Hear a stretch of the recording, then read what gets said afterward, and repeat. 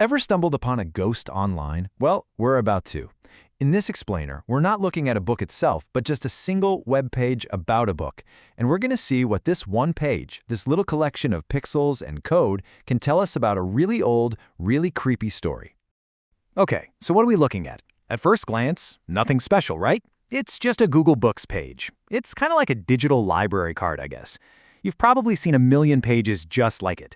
It's familiar, it does its job, and let's be honest, it's a little bit boring. But what if it is? What if this web page, this digital artifact filled with links and data, is actually the ghost of a 19th century horror story? You know, something that haunts the edges of the internet, hinting at this old tale of madness and some kind of invisible terror. Yeah, let's dig into this. All right, so every good investigation needs a place to start. For us, that's going to be the biggest clue on the page, the title. And just like in any good detective story, the answers are usually hiding right there, in plain sight. And wow, just look at how much they crammed into this one single line. This isn't just the title, no way. It's a date, it's a genre, and it's even a promise, right? The complete and definitive edition of 1887. That's a lot of info. So let's pull this apart. We've got the title, La Horla. The author, Guy de Maupassant, a total master of the short story, by the way. The year it came out, 1887. And then the genre, Nouvelle Fantastique. You see, every little piece is like a breadcrumb leading us back into the past. And that genre, Nouvelle Fantastique, that's super important. This isn't your average ghost story. It's a very specific kind of psychological horror, the kind where the edges of reality start to get all blurry. The real horror comes from the doubt. Is the monster actually real, or are you just losing your mind?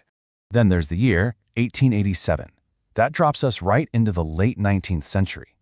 And you got to remember what that time was like. On one hand, you had all this amazing scientific progress. But on the other, people were obsessed with things like spiritualism, hypnotism, all these unseen forces of the mind. That's the world La Horla was born into. Okay, so we've got the historical context down.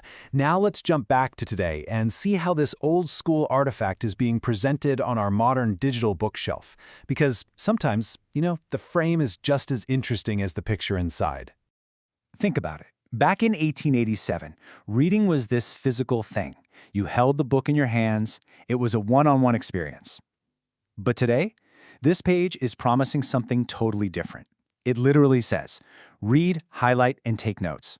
On the web, on your tablet, and on your phone. The book isn't a physical thing anymore. It's just this cloud of data you can get to from anywhere. And that brings us to the next big change. The story is now a product. This page, it's not just a library card. It's more like a shopping catalog. It's pointing you to Amazon, Barnes & Noble, all these places to buy it. This classic piece of literature has basically become an item you can just pop into your shopping cart. But here's the kicker. This is the big irony of this whole digital doorway. After telling us we can read it on all our devices, the page just flat out says, no ebook available. So the ghost in the machine? Yeah, for right now, it's just a ghost. You can't actually get it here. All right, we've looked at the clues in the title, we've seen how it's packaged up for the 21st century, but what about the story itself? What is La Horla actually about? So the page has this section, right, about this book. This should be it. This is the moment of truth. We're expecting a summary, maybe a little teaser, a few opening lines, something from the actual story. And what do we get? Nothing. Absolutely nothing. Just an empty space, a blank spot right where the story should be. And honestly, that emptiness might be the most telling thing on this entire page. And that's really the heart of the matter, isn't it? This web page gives us all this perfect modern data. We get the author, the date, the genre, the ISBN, where to buy it. We have the entire package, the whole wrapper. But the actual gift inside is missing. We learn everything there is to know about the book, but from this page, we learn nothing of the book itself. So this whole page is basically a digital signpost.